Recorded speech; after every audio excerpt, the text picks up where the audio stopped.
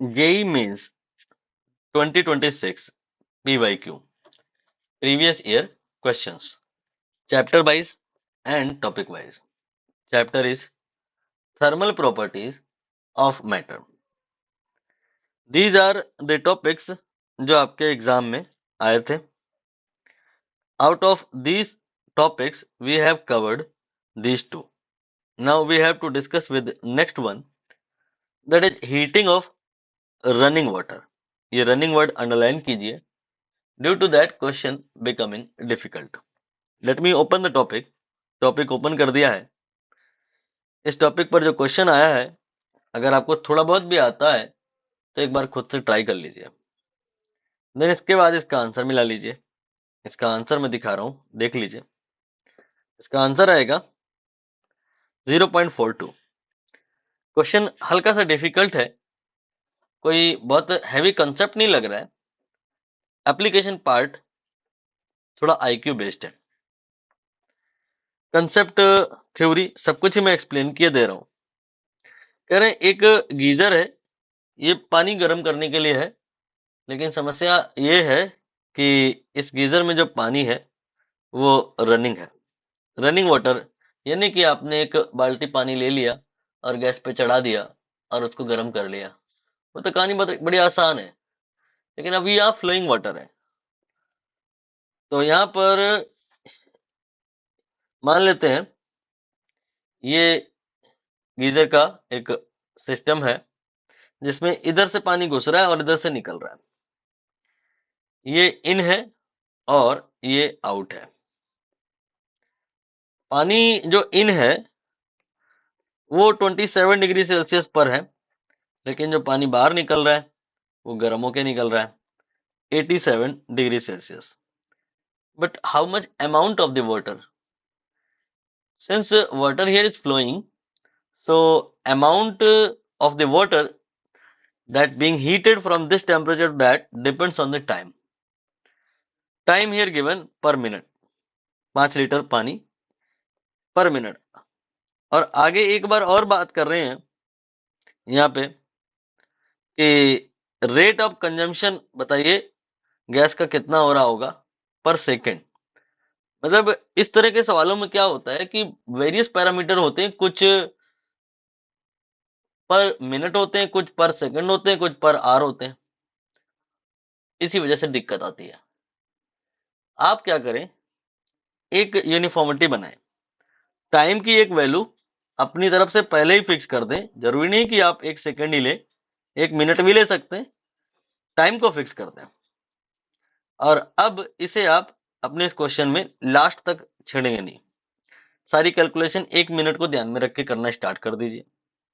तो एक मिनट में according to the question how much water heat हुआ 5 लीटर.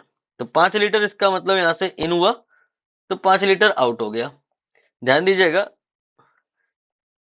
अनलेस बताया ना जाए, हम लोग स्टेडी स्टेट इवेल्युएट कर रहे होते हैं. मतलब ऐसा हो रहा होता है कि जितना पानी इन हो रहा है उतना ही आउट हो रहा है. अगर इन ज्यादा होगा तो भी दिक्कत है, पानी यहाँ पर इकट्ठा हो जाएगा ज्यादा. कंप्रेशन, पानी कंप्रेस होगा, वो हो नहीं सकता, इनकम्प्रेसिबल होता है वाटर. और अगर आउट ज्यादा होगा तो गीजर खाली होने लग जाएगा. ऐसा कुछ नहीं हो रहा, इन आउट बराबर है. अब यहाँ पर आपको मोटे मोटे तौर पे ये बताना है कि 5 लीटर पानी को this to that, if we want to heat, how much heat will be required. For that purpose we apply Q बराबर ms delta T. m 5 litre नहीं, ये तो वॉल्यूम है. But for the case of water, litre जो होता है वो 1 kg के बराबर होता है. This is beauty of water. This only in case of water, not in case of oil or milk. So we can say that water की density 1 kg पर लीटर भी होती है, क्योंकि वाटर के ही केस में ऐसा होता है कि 1 लीटर 1 kg के बराबर होता है. तो 5 लीटर 5 kg के बराबर हो जाएगा. आप यहाँ 5 रख सकते हो. And as this is given, ये है 4200. एंड रही बात डेल्टा टी की, from this to that I think ये 60 आ जाएगा. इसको आप सॉल्व कर लेंगे, शायद किया होगा कहीं ना कहीं। एनीवे इन्होंने अपनी तरीके से कर लिया, हम अपनी तरीके से कर लेते हैं। इतनी हीट हमें चाहिए, इसको देनी है ताकि 5 लीटर पानी यहां से यहां पहुंच जाए। कितनी देर में इतनी हीट देनी है? 1 मिनट में। ये हीट सप्लाई हम कर कैसे रहे हैं? बिजली से नहीं कर रहे, हमारे पास में गैस है, उस गैस को हम जला रहे हैं, उससे हीट पैदा हो रही है। फ्यूल हमारे पास है, गैस हमारे पास है, उसको हम जला रहे हैं, उससे हीट पैदा हो रही है। और ये कंबशन दिया है कि 1 ग्राम तुम जलाओगे तो इतनी हीट होगी। 1 ग्राम जो तुम अगर, इस वाली बात का मतलब क्या है कि अगर तुम जलाओगे तो 5 × 10⁴ जूल के बराबर हीट पैदा होगी। या ऐसा कह सकते हैं 5 × 10⁴ के बराबर जूल के बराबर की हीट तुम पैदा करना चाहते हो, इसके लिए 1 ग्राम गैस आपको जलानी पड़ेगी। बट हम कितने जूल पैदा करना चाहते हैं, इसको आप सॉल्व ना करें, ऐसे ही एज्यूम कर लें कुछ आएगा। That much amount of joule you want to create by the combustion of gas, for that purpose how much amount of the gas you require to burn. इतने जूल के लिए 1 ग्राम चाहिए, तो 1 जूल के लिए कितनी चाहिए? 1/5 × 10⁴।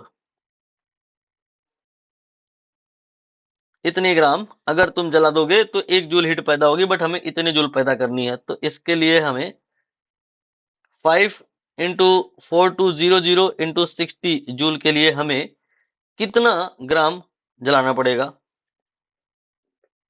सिंपल, आपको करना क्या है, यहां पर ये वाली फिगर इसमें मल्टीप्लाई कर देनी है, वही मैंने कर दिया। इससे आपको पता चल जाएगा amount of the gas that should be burn so as to create that much amount of heat. इसको आप चाहे तो सिंप्लीफाई कर सकते हैं, या अभी रुक जाइए, बाद में सिंप्लीफाई कर लीजिएगा। आपने नोटिस किया, जब तक आंसर न निकालना हो, जब तक क्वेश्चन में हो सके संभव, टाइम को ये 1 मिनट फिक्स रहने दीजिए। इसका मतलब ये है कि इतना ग्राम गैस आपको जलानी होगी 1 मिनट में। क्या यही पूछा है? Rate of consumption of the gas पूछा है, बट ग्राम पर मिनट नहीं पूछा है, ग्राम पर सेकंड पूछा है। 1 सेकंड में कितनी जलानी होगी तुमने निकाला है, लेकिन 1 मिनट में निकाला है, यानी कि 60 सेकंड में that much amount of gas should be burned. So how much will be in 1 second?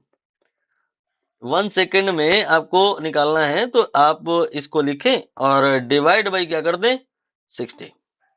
यहाँ पे 60 से डिवाइड कर दिया मैंने। क्लियर? अब आप कैलकुलेशन कर लें। 60 से 60 कैंसिल हो गया, 5 से 5 कैंसिल हो गया, और कुछ तो है नहीं कैंसिल होने के लिए, 2 जीरो कैंसिल हो ही जाएंगे। ठीक है, 2 तब भी बचेंगे। तो फाइनली आपके पास में जो आंसर आएगा 42/100 यानी कि 0.42 ग्राम gas is required to burn in 1 second. Then what will happen? 5 liter of water in 1 minute will be heated from this temperature to that. I hope आपको क्लियर हो गया होगा। टॉपिक का जो इंडेक्स है, चैप्टर का जो इंडेक्स है मैंने ओपन किया है, इसमें इस वाले टॉपिक को मैंने फिनिश किया। कोई अगर डाउट है तो आप कमेंट कर सकते हैं, नंबर आपके पास है, मैसेज कर सकते हैं। अब हम इस टॉपिक को, हीटिंग कर्व को, नेक्स्ट में एक्सप्लेन करेंगे।